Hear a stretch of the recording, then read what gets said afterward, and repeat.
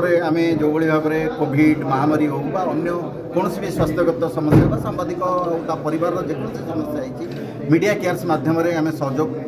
ପହଞ୍ଚାଇବାକୁ ସେ ଡାକ୍ତରୀ ସେବା ହେଉ ବା ଅନ୍ୟ କୌଣସି ଆର୍ଥିକ ସହଯୋଗ ହେଉ ବା ସରକାରୀ ଭାବରେ ଯାହା ବି କାର୍ଯ୍ୟକ୍ରମ ରହିଛି ସେମାନଙ୍କୁ ସହଯୋଗ କରିବାକୁ ଚେଷ୍ଟା କରାଯାଇଛି।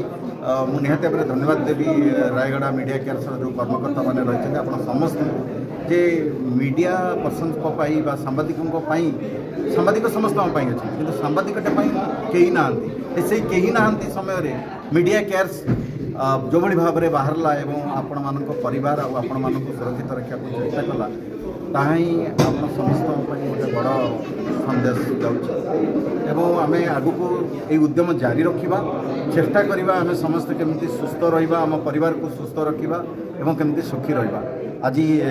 ମିଡ଼ିଆ କେୟାର୍ସ ପକ୍ଷରୁ ଆଗାମୀ ଦିନ ପାଇଁ କର୍ମକର୍ତ୍ତା ମଧ୍ୟ ମନୋନୀତ କରାଯାଇଛି ଆପଣ ସମସ୍ତେ ମନୋନୀତ କରିଛନ୍ତି ଏବଂ ଏ କାର୍ଯ୍ୟକ୍ରମ ଆଗକୁ ଜାରି ରହିବ ସବୁ ସାମ୍ବାଦିକ ଭାଇମାନେ ସୁଖୀ ରୁହନ୍ତୁ ସୁସ୍ଥ ରୁହନ୍ତୁ ଏହା ହିଁ କାମନା କରୁଛି। आज मीडिया केयर बहुत दीर्घ दिन पर आज प्रथम थर मीडिया केयर साधारण परिषद बैठक होता है। बैठक में आगामी दिन कार्यपंथा स्थिर कर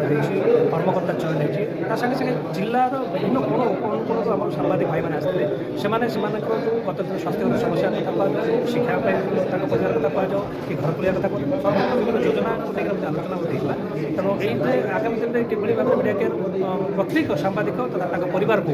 सहयोग जोगाई पार सब जमी स्वास्थ्य क्षेत्र में आगे ठिया आज नीति निर्धारण कला सब बड़ कथा आम कटक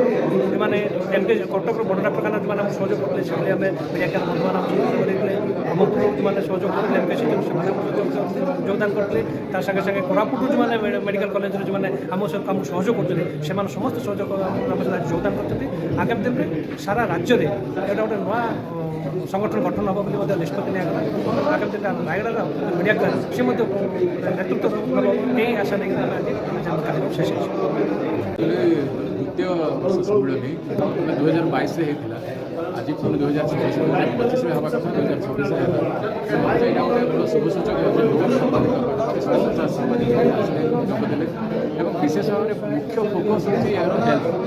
स्वास्थ्य समस्याटा बहुत समस्या अधिकार भित्तिक समस्या सब अच्छी जो संघ मैंने अच्छा कि स्वास्थ्य विषय में कई चिंता करते विशेष भाव में सांबादिक और परिवार वर्ग स्वास्थ्य केवल सांबादिक सांबादिक परिवार वर्ग स्वास्थ्य ठीक रहे मानसिक भाव में से सांबादिक भल कम कर तेणु